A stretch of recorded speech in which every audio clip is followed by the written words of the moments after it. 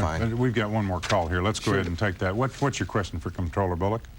Yes, Comptroller, I recognize you as being probably one of the more astute number people in our state government, and it appears that the state of Texas and individual taxpayers in this state have been hit by the federal government substantially, and maybe not so much has been published about it, but as the federal government removed the sales tax deduction as being non-deductible for individuals for federal income tax purposes, and allowing all the other states who have income taxes to deduct that seems to put us at a substantial disadvantage.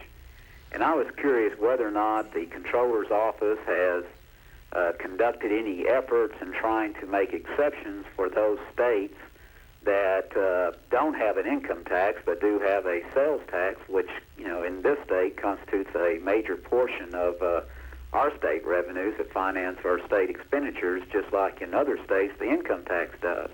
I think it's going to be a few years before we'll see a state income tax here, so it seems that we'll be at disadvantage for some time.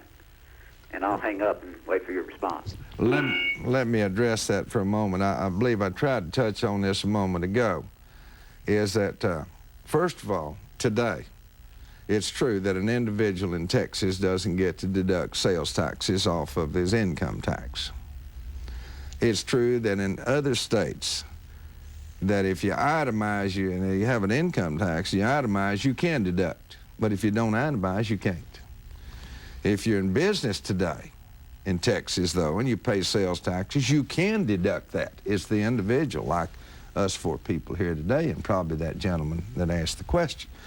But please remember that 70% of the Texans do not itemize. They take the deduction, standard deduction, so that part wouldn't be a benefit to them. And when you do the income tax, you're tacking in there $300 to $500 more. Now, one must realize there is not a financial Santi Claus in Texas. Oh, there's some bookkeeping transactions that we're engaged in now, and I don't know if they'll pass. They may or may not. There is none.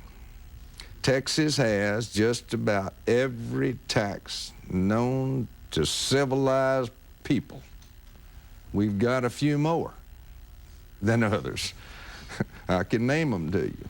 An all-well service tax, tax on sulfur. Most states don't have that. The result is that what the gentleman was talking about, the income tax is the only thing we don't have. So until somebody comes along and devises a new type of tax system, in years ahead, that's what you'll probably be confronted with. Okay. How many years ahead? That's hard to say, you know. Let me say, you know, a couple of years ago, I was talking in terms that the tax structure did not follow the economy. I believe I said then that when the economy is in high gear, the tax structure's in low gear. And that was true. But 2 years ago, sales taxes, meaning motor vehicle and general sales tax, brought in about 50% of our tax revenue.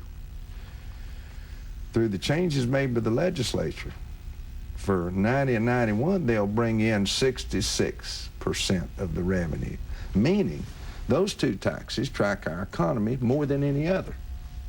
Gasoline taxes don't track the economy. It's 15 cents a gallon. Gasoline can go up to $5 a gallon. Texas still gets 15 cents. It's tracked by the population. So it does follow the economy closer than it did before. The economy is improving. I believe it. We can show it. We can feel that ripple effect throughout Texas. The healthier the economy gets, even though it doesn't exactly track that economy, it will bring in more money. But that does not, even though it tracks the economy, that does not address equity. Please, there's a difference between reform and equity.